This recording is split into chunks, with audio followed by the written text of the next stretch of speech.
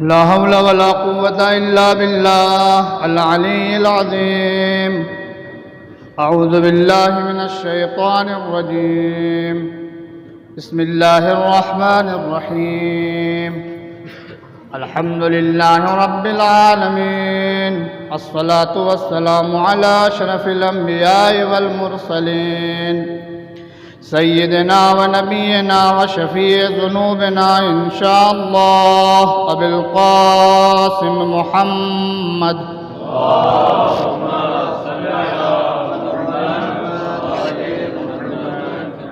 وعلى أهل بيته الطيبين الطاهرين المعصومين المظلومين، ولعنة الله على أعدائهم أجمعين من ليلنا هذا إلى قيام يوم الدين. أما بعد، فقد قال الله تبارك وتعالى في كتابه الكريم وهو أصدق القائلين وقوله الحق. أعوذ بالله من الشيطان الرجيم. الله ولي الذين آمنوا يخرجهم من الظلمات إلى النور، والذين كفروا أولياؤهم الطاغوت يخرجونهم من النور إلى الظلمات، أولئك أصحاب النار هم فيها خالدون. صلوات پڑھیں محمد.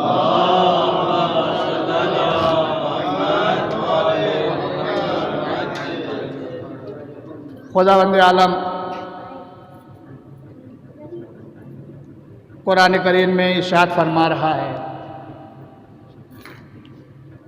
کہ اللہ مومنین کا ولی ہے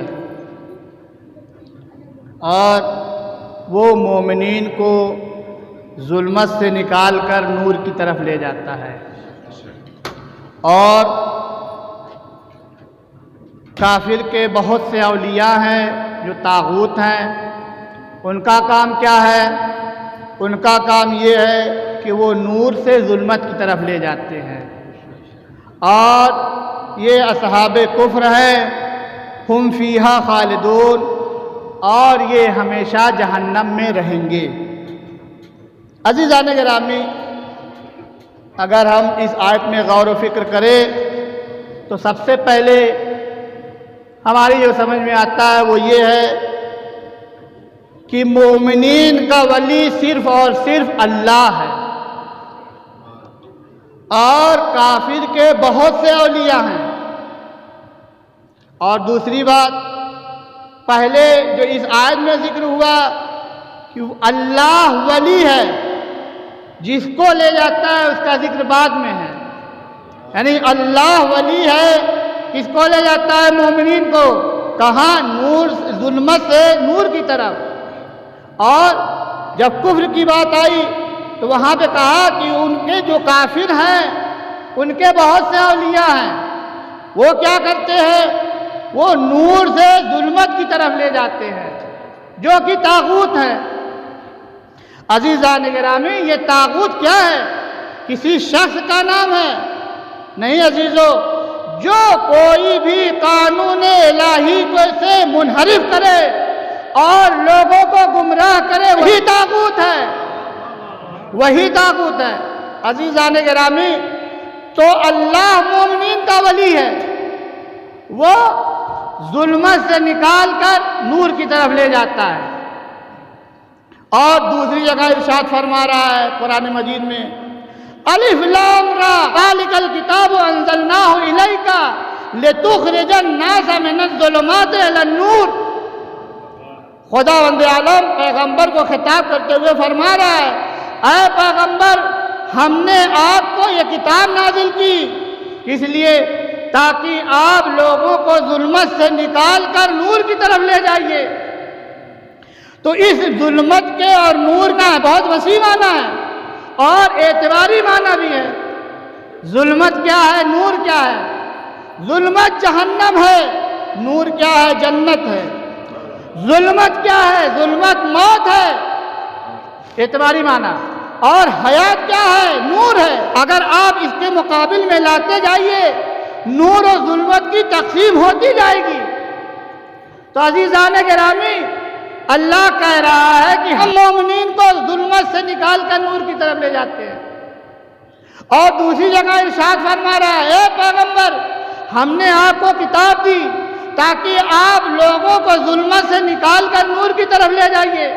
تو میں کہوں گا بار الہ، ابھی تو کہہ رہا تھا کہ ہم لے جاتے ہیں، اور دوسری جگہ ارشاد فرما رہا ہے پیغمبر آپ لے جائیے۔ جب تو لے جا سکتا ہے تو پیغمبر سے کیوں کروا رہا ہے؟ صلوات پڑھو محمد و آل محمد پر۔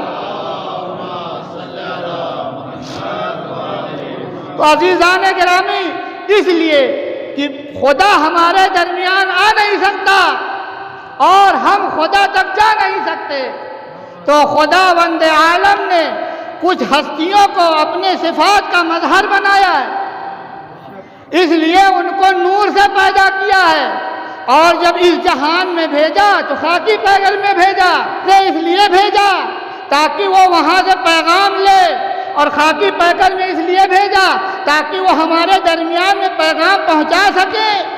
عزیزان گرامی، اگر وہ چاہتا تو نوری ہی پیکر میں بھیجتا، خاکی پیکر میں کس لیے بھیجا؟ ارے اس لیے کہ جب خاکی پیکر میں بھیجا تو لوگوں کو خدائی کا دھوکہ ہوا، اگر نوری پیکر میں آتے تو سب کے سب خدا ہوتے۔ صلوات پڑھے محمد و آل محمد پر۔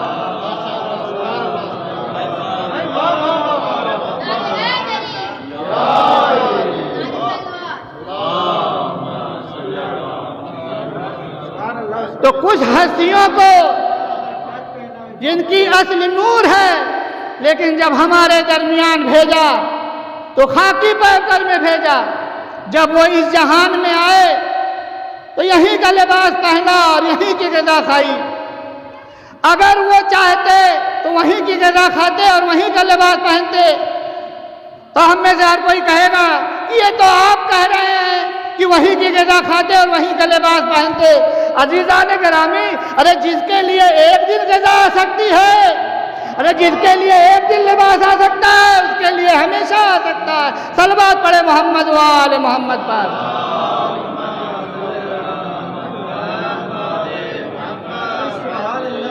عزیزان گرامی، وہ آئے اس جہان میں ہماری ہدایت کے لیے، تاکہ مومنین کو ظلمت سے نکال کر نور کی طرف لے جائیں۔ تو وہ آئے اس جہان میں معمولی سے معمولی لباس پہنا۔ آپ کا سنا ہوا واقعہ ہے، جناب قمبر کے ساتھ مولا کائنات بازار گئے، وہاں سے دو کرتا خریدا، ایک قیمتی اور دوسرا معمولی۔ قیمتی والا جناب قمبر کو دے دیا، معمولی والا خود سے بے تن کر لیا۔ میں کہوں گا مولا آپ قیمتی والا لباس دے بے تن کر لیں، معمولی والا قمبر کو دے دیں، عجب نہیں مولا کائنات آواز دے، ارے جس کو خدا وند عالم نے آئے تطہیر کی رضا اڑھائی ہو، ارے وہ قیمتی لباس پہن کے کیا کرے گا؟ صلوات پڑھے محمد و آل محمد۔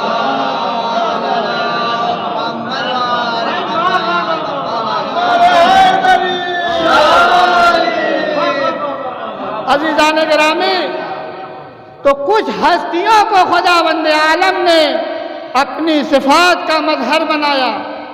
میں اس مجلس میں دو صفت کا ذکر کرنا چاہتا ہوں۔ خدا وند عالم قدیر ہے، تو ان ہستیوں کو صفات مظہر قدیر بنایا۔ جیسے خدا وند عالم قادر مطلق ہے، ان کو بھی اپنے صفات کا مظہر بنایا، یہ بھی قدرت رکھتے ہیں۔ کیسے؟ عزیزان گرامی آپ کے سامنے میں عرض کرتا ہوں، جب مولا کائنات نے باب خیبر کو فتح کیا تو کیا فرمایا؟ قلع تو باب خیبر بقوت ربانیہ، میں نے باب خیبر کو فتح کیا ہے قوت ربانیہ کے ذریعے سے۔ عزیزان گرامی، میں کہوں گا آپ نے یہ جو باب خیبر فتح کیا ہے قوت ربانیہ کے ذریعے سے، کس لیے؟ عجب نہیں مولا کائنات آواز دے، ہماری قدرت کو دیکھتے چلے جاؤ، خدا کی قدرت کا اندازہ ہوتا چلا جائے گا۔ صلوات پڑھے محمد و آل محمد پر۔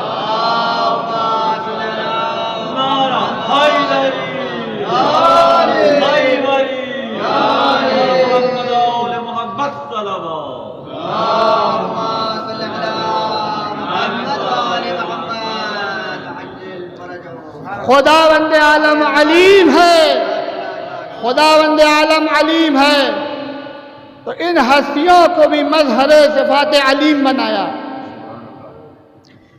اگر کسی کے پاس علم، عزیزان گرامی توجہ فرمائیے گا، اگر کسی کے پاس علم ہے تو اثر علم اس کا دکھتا ہے، جب ہدہد نے جناب سلیمان کے دربار میں تخت بلقیس کی داستان سنائی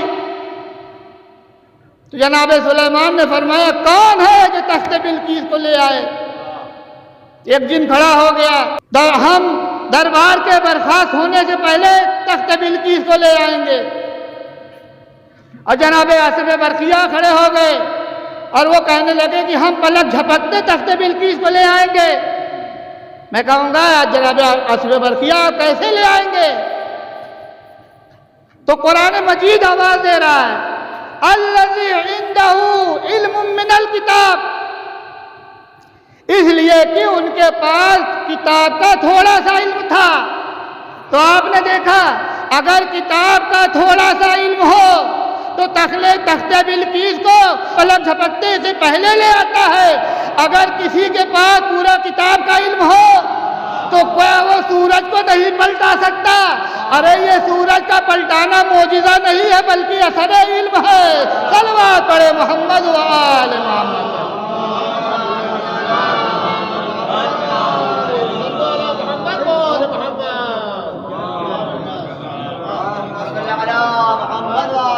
یہ اثر علم ہے جناب مولا کائنات کا۔ عزیزان گرامی، تو کچھ ہستیوں کو خداوند عالم نے ہماری ہدایت کے لیے اس جہان میں بھیجا۔ تو خود انسان کی حقیقت کیا ہے؟ انسان کیا تھا؟ کیا وہ گمراہی میں جا سکتا ہے؟ تو سب سے پہلے اگر ہم انسان کی حقیقت پر نظر ڈالیں تو قرآن مجید میں سورہ مومنین میں خداوند عالم ارشاد فرما رہا ہے ہم نے انسان کو گیلی مٹی سے پیدا کیا، پھر کیا ہوا؟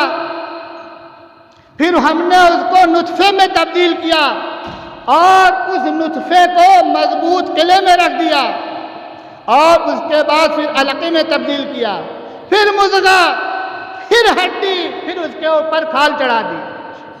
عزیزان گرامی، یہ ہے انسان کی حقیقت۔ پھر کیا کیا خداوند عالم نے؟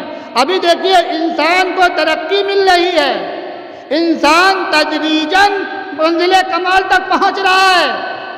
ابھی انسان کی اس میں کوئی کارکردگی نہیں ہے، انسان کو خداوند عالم منزل کمال تک لے جا رہا ہے۔ عزیزان گرامی، تو خداوند عالم ارشاد فرما رہا ہے وَلَقَدْ كَرَّمْنَا بَنِي آدم، ہم نے بنی آدم کو مکرم بنا دیا۔ میں کہوں گا بارے الہ، ابھی تو یہ انسان کی حقیقت تو بیان کر رہا ہے کہ میں نے اس کو گیلی مٹی سے پیدا کیا، پھر اس کو نطفے میں تبدیل کیا۔ یہ انسان لائق تعظیم ہے۔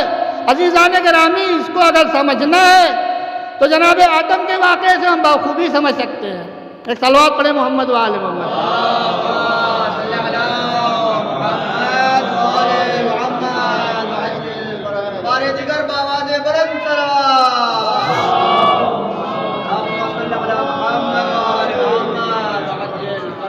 جناب آدم علیہ السلام کا جو واقعہ ہے اس میں خداوند عالم ارشاد فرما رہا ہے کہ جب میں آدم کا پتلا تیار کر لوں اور اس میں اپنی روح پھونک دوں تو تم سب کے سب سجدے میں چلے جانا۔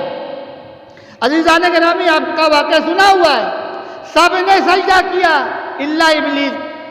خداوند عالم نے پوچھا تم کو کس چیز نے روک دیا سجدہ کرنے سے؟ تو اس نے کیا کہا؟ وَخَلَقْتَهُ مِن طِينٍ وَخَلَقْتَنِي مِن نَّارٍ، آپ نے اس کو مٹی سے پیدا کیا اور مجھ کو آگ سے پیدا کیا۔ آگ مٹی سے برتر ہوتی ہے۔ عزیزان گرامی، یہ دیکھیے، یہ ہے ابلیسیت، یہ فکر ابلیسیت ہے کہ وہ پیکر کو دیکھتا ہے، روح کو نہیں دیکھتا۔ جس نے پیکر کو دیکھا وہ کہنے لگا ہمارے جیسے ہے۔ صلوات پڑھیں۔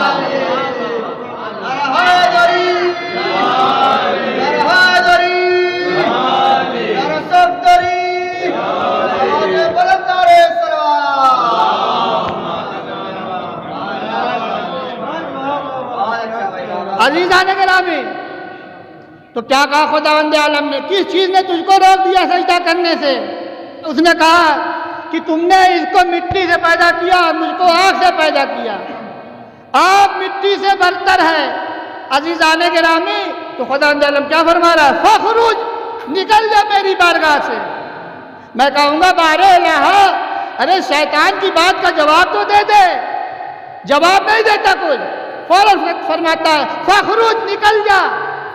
بار الہ، تو قادر مطلق ہے، تو مالک ہے، تو جس کو چاہے اپنی بد میں رکھے، تو جس کو چاہے اپنی بزم سے نکال دے، ارے تو شیطان کا جواب تو دے دے۔ عجب نہیں خداوند عالم ارشاد فرمائے کہ ہم جواب اس کا دیتے ہیں، ارے جس کے اندر بات سمجھنے کی صلاحیت ہوتی ہے، جس کو بات سمجھنے کی صلاحیت ہوتی ہے۔ شیطان کے اندر بات کو سمجھنے کی صلاحیت ہی نہیں، تو ہم اس کا جواب نہیں دیتے۔ عزیزان گرامی، اس واقعے سے ہم نتیجہ نکال سکتے ہیں کہ یہ اس وقت کا ابلیس تھا جس نے پیکر کو دیکھا، روح کو نہیں دیکھا۔ تو جب انسان کو برتری ملتی ہے اس روح سے ملتی ہے، پیکر کے ڈھانچے سے نہیں ملتی۔ عزیزان گرامی، اس نے پیکر کو دیکھا، روح کو نہیں دیکھا۔ خداوند عالم نے کہا نکل جا۔ یہ قاعدہ کلیہ ہے عزیزان گرامی، اگر کوئی پیکر کو دیکھے، نور کو نہ دیکھے، روح کو نہ دیکھے، تو وہ وقت کا ابلیس ہوتا ہے۔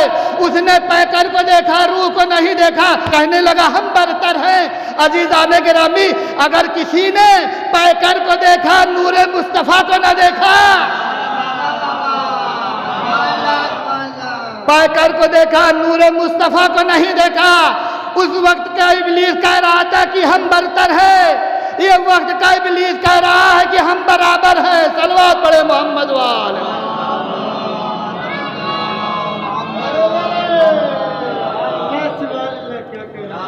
عزیزان گرامی، یہ ہے انسان کی حقیقت۔ تو خداوند عالم انسان کو تدریجاً منزل کمال تک لے جاتا ہے، ہم تدریجاً منزل کمال تک پہنچتے ہیں۔ عزیزان گرامی متوجہ رہے، کچھ ہستیاں ایسی ہیں جب وہ اس جہان میں آئیں تو منزل کمال پر تھی، ان کو تدریجاً اسٹیپ بائی اسٹیپ منزل کمال تک پہنچنے میں وقت نہیں لگا۔ جب وہ اس جہان میں آئی تو منزل کمال پر تھی۔ عزیزان گرامی، جناب امام حسن علیہ السلام کے بارے میں ظالم بھی لکھتا ہے وہ گہوارے میں تھے تو لوح محفوظ کا مطالعہ کیا کرتے تھے۔ ارے جو گہوارے میں لیٹ کر ارے لوح محفوظ کا مطالعہ کرے، اس کو منزل کمال تک پہنچنے میں وقت لگے گا۔ صلوات پڑھے محمد وآل محمد۔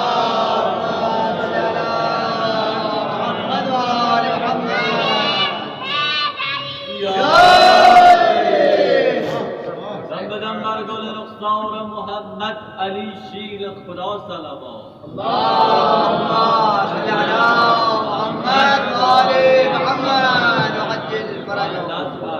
تو کچھ ہستیاں اس جہان میں آئیں جو پیدا ہوتے ہی منزل کمال پر تھیں، تو وہ آئی ہماری ہدایت کے لیے۔ وہ انسان کہ جس کو خداوند عالم نے اشرف المخلوقات بنایا اور اس کو منزل کمال تک پہنچایا، جب اس کو اس جہان میں بھیجا تو کیا فرمایا؟ واللہ اخرجکم من بطون امہاتکم لا تعلمون شیئا۔ ہم نے انسان کو بطن مادر سے آغوش مادر گیتی تک اس حالت میں لائے کہ وہ کچھ نہیں جانتا تھا۔ تو یہ ہے انسان کی حقیقت۔ تو خداوند عالم بار الہ، ہم کیسے منزل کمال تک پہنچے؟ کیا ہم کو ایسے ہی بھیج دیا اس جہان میں؟ عجب نہیں آواز قدرت آئے، نہیں، ہم نے ان کو آنکھ دی تاکہ وہ ہماری حقیقت کو دیکھیں، ان کو کان دیا تاکہ ہمارے اقوال کو سنیں، اور ہم نے ان کو عقل دی تاکہ وہ ہمارے بارے میں غور و فکر کریں۔ خداوند عالم قرآن مجید میں جو بھی قانون ہے، چاہے وہ آیت قوانین کی ہو یا ہدایت کی ہوں۔ قرآن میں کتنی آیت ہیں؟ 6666 آیت ہیں، اس میں 500 آیت قوانین کی ہیں اور بقیہ ہدایت کی ہیں۔ جو بھی پیغام جناب جبریل لے کے آئے پیغمبر اسلام تک، ان کا تعلق انہی 3 چیزوں سے ہے، یا کان سے ہے، یا آنکھ سے ہے، یا دل سے ہے یا عقل سے ہے۔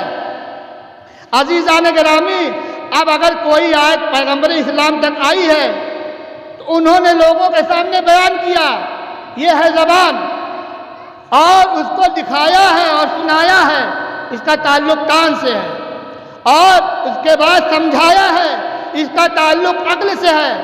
تو عزیزان گرامی، قوانین کی جتنی بھی آیت ہے ان کا تعلق ان تین چیزوں سے ہے۔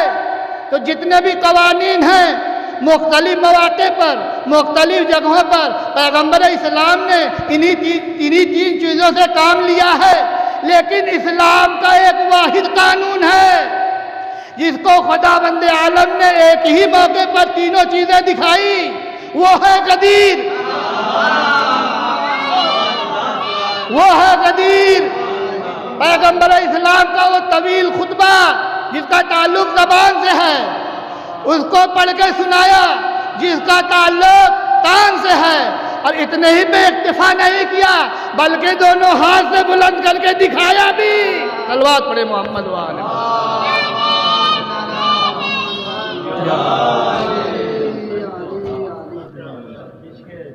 عزیزان گرامی، تو یہ آئے ہماری ہدایت کے لیے آئے۔ تو اس دنیا میں ہم آئے تو ہماری حیات مختصر ہے۔ وَالْآخِرَةُ خَيْرٌ وَأَبْقَىٰ،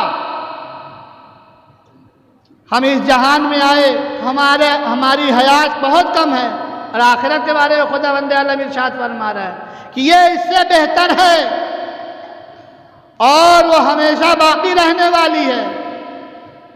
عزیزان گرامی، دنیا کی جتنی بھی بادشاہیاں ہیں، جتنے بھی تخت و سلطنت ہیں، سب نے کہا، ہم نے اس سے پوچھا ہم کو اس جہان میں تم کیا دو گے؟ تو انہوں نے کہا ہم تم کو تخت دیں گے، تاج دیں گے، دولت دیں گے۔ ہم نے کہا مرنے کے بعد ہم کو کیا دو گے؟ تو کہا مرنے کے بعد ہم آپ کو ایک مٹھی خاک دیں گے۔ ہم نے کہا اگر ہم کو اس جہان میں مرنے کے بعد آپ ایک مٹھی خاک دیتے ہیں تو ہم اس تخت و تاج کے اوپر بھی خاک ڈالتے ہیں۔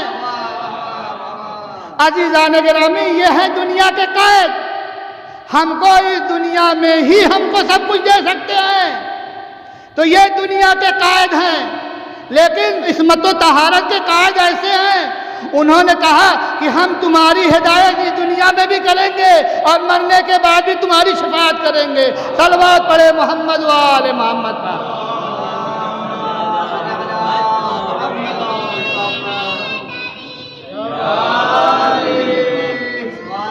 عزیزان گرامی، اسی سلسلے کی ایک ہدایت کی کڑی جس کا نام امام حسین علیہ السلام ہے، وہ بھی اس دنیا میں آئے تو جگہ جگہ ہدایت کرتے رہے، اور انہوں نے فرمایا کہ یہ تمہاری بدبختی ہے کہ تم نے ہم کو نہیں پہچانا، یہ تمہاری کمظرفی ہے کہ تم ہم سے فیضیاب نہیں ہو سکے۔ اگر تم نے یہ طے کر لیا ہے کہ تم ہمارے سر و تن میں جدائی کر دو گے تو ہم نے بھی فیصلہ کر لیا ہے کہ ہم یہ جدائی برداشت کریں گے، لیکن اگر تم یہ چاہتے ہو کہ ہمارے اس ہدایت کے سلسلے کو روک دو تو یہ ناممکن ہے۔ جب تم ہمارے سر و تن میں جدائی کر دو گے اور ہمارے سر کو نوکے نیزہ پر بلند کرو گے، فتح کے شادیانے بجانے لگو گے، تو ہم نوکے نیزہ سے تلاوت کر کے بتائیں گے تم نہیں جیتے بلکہ ہم جیتے ہیں۔ ابھی تک تو ہم خود اپنے قدموں سے چل کے آئے تھے، اب اس کے بعد تم ہم کو اپنے شانوں سے اٹھا کر لے جاؤ گے۔ قدم قدم پر نوکے نیزہ پر تلاوت کر کے ہم بتائیں گے کہ تم نہیں جیتے بلکہ ہم جیتے ہیں۔ صلوات پڑھے محمد وآل محمد۔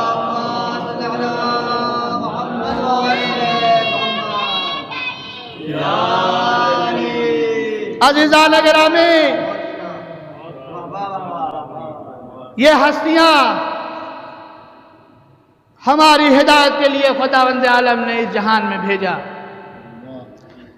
ذیشان بھائی لوگ سوال کرتے ہیں نیٹ پہ، فیس بک پہ، اگر سوال بہت مہم ہے، سنیے گا کہ اگر آپ نے کہا کہ یہ ہستیاں مظہر صفات قدیر ہیں، سوال سنیے گا، اگر ان کے پاس اتنا اختیار ہے تو مصائب کیسا ہے؟ اگر یہ صاحب اختیار ہیں، سوال کتنا مہم ہے، اگر یہ صاحب اختیار ہیں تو اتنے مصائب کیسے؟ عزیزان گرامی، میں نے ان کا جواب دیا، اہل بیت کا مصائب برداشت کرنا یہ ان کی مجبوری نہیں تھی بلکہ دین کی ضرورت تھی۔ اہل بیت کا مصائب برداشت کر لینا یہ ان کی مجبوری نہیں تھی بلکہ دین کی ضرورت تھی۔ اگر انہوں نے اپنا اختیار دکھایا ہے تب بھی وہ دین کے لیے دکھایا ہے، اپنی معرفت کے لیے کبھی نہیں دکھایا۔ عزیزان گرامی، یہ تو طے ہے، اتنے فضائل ہونے کے باوجود، اتنے اختیار ہونے کے باوجود ان کے اوپر مصائب کے پہاڑ توڑ دیے گئے۔ عزیزان گرامی، آج چاند رات ہے، کل سے محرم شروع ہے۔ عزیزان گرامی، آپ یہ سوچیں کہ وہ ہستیاں کہ جس کا گہوارہ جھلانے کے لیے خداوند عالم ملائکہ کو بھیجے، ان کو خود اس مدینے میں رہنے نہیں دیا جا رہا ہے۔ ہر شیعہ کم از کم 3 وقت دعا کرتا ہے، اللہم اجعل لی عند قبر نبیک، بار الہ تو مجھے پیغمبر کی قبر کے پاس قرار دے۔ عزیزان گرامی، ہم گنہگار کم سے کم ہر روز 3 وقت دعا کرے کہ بار الہ تو مجھے پیغمبر کے پاس قرار دے، لیکن ہائے نواسے رسول کو مجبور کیا جا رہا ہے کہ وہ اپنے نانا کی قبر کو چھوڑے۔ عزیزان گرامی، یہی تو وجہ تھی کہ امام حسین علیہ السلام نانا کی قبر پر آئے اور آ کے فرماتے، نانا میں یہ چاہتا تھا کہ آخر وقت تک اسی مدینے میں رہوں، لیکن آپ کی امت نے مجبور کر دیا کہ ہم مدینے کو چھوڑے۔ عزیزو، نانا کی قبر کے بعد ارے مادر گرامی کی قبر پر آئے، آ کے فرماتے ہیں، اماں ارے ایسا ہو جائے کہ یہ قبر شک ہو جائے اور آپ مجھ کو اپنی آغوش میں لے لے۔ عجب نہیں قبر سیدہ سے آواز آئی ہو، اے بیٹا حسین میں آگے آگے چلوں گی، ارے تو میرے پیچھے پیچھے آئے گا۔ عزیزو، امام نے فرمایا، اے بھیا عباس، ارے قافلے کو تیار کرو۔ قافلہ تیار ہوا، امام نے فرمایا، اے بھیا عباس پردے کا اہتمام کرو۔ ارے عزیزان گرامی، اس کے بعد فرماتے ہیں، اے بیٹا علی اکبر، ارے محملوں کو سوارو۔ عزیزوں، محملیں تیار ہو گئی، ارے پردے کا اہتمام ہو گیا۔ عزیزوں، یہ قافلہ تیار ہو گیا۔ قافلہ تیار ہو کے کچھ دور چلا تھا۔ عزیزوں، نوعیت دیکھیے گا، امام حسین علیہ السلام آگے آگے ہیں، ارے بیچ میں مخدرات عصمت و طہارت ہے، آخر میں جناب عباس ہے۔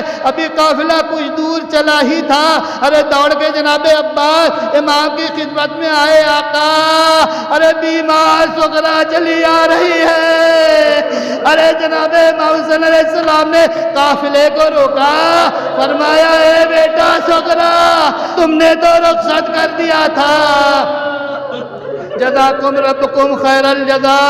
ہار باب ادا فرماتی ہیں، بابا ارے میں نے آپ کو رخصت کر دیا تھا، لیکن میں آپ کی وجہ سے نہیں آئی ہوں، ارے بلکہ میں اپنے بھیا علی اصغر کے لیے آئی ہوں۔ ارے یہ کہہ کے جناب سغرا نے علی اصغر کو اپنی آغوش میں لے لیا۔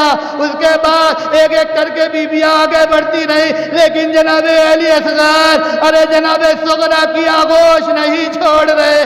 آخر میں امام حسین علیہ السلام میں آئے اور کان میں کچھ کہا، عزیزو تاریخ تو نہیں بتاتے، بلکہ امام نے فرمایا، جب نہیں امام نے فرمایا ہو اے کتاب کربلا کے چھوٹے سورہ، ارے سورہ کوثر، اگر تو کربلا نہیں چلے گا تو کتاب کربلا ادھوری رہ جائے گی۔ ہاں عزیزو، جیسے ہی امام نے فرمایا، ارے جناب علی اصغر نے ہمک کے بہن کی آغوش کو چھوڑ دیا۔ عزیزو میں مصائب پڑھ رہا ہوں، آپ گریہ کر رہے ہیں، اس کی دلیل کیا ہے؟ ارے اس کی دلیل یہ ہے کہ ہم امام سے محبت کرتے ہیں، لیکن عزیزو ہمیشہ یہ یاد رکھیے گا، ہم کتنی بھی محبت کر لے لیکن ہم اپنے امام سے زیادہ محبت نہیں کر سکتے۔ وہ اس لیے کہ امام نے ہم کو اتنے پرعشو محال میں یاد کیا۔ ارے جناب آخری وقت میں جناب سید سجاد کے پاس آئے، آگے شانہ ہلایا، اے بیٹا سجاد، ارے جب قید شام سے چھٹ گئے، ارے مدینے جانا تو ہمارے شیعوں کو ہمارا سلام کہنا۔ انا للہ و انا الیہ راجعون وسيعلم الذين ظلموا أي منقلب پار الہ مجھے محمد وآل محمد کا واسطہ ہماری اس مختصر سے عبادت قبول فرما۔ یا اللہ جہاں جہاں بھی شیعہ نے حیدر کرار ان کی جان و مال عزت ابرو کی حفاظت فرما۔ یا اللہ ہمارے مولا و آقا سید و سردار امام زمانہ کے ظہور میں تعجیل فرما، ہم سب کو ان سے راضی و خوشنود فرما۔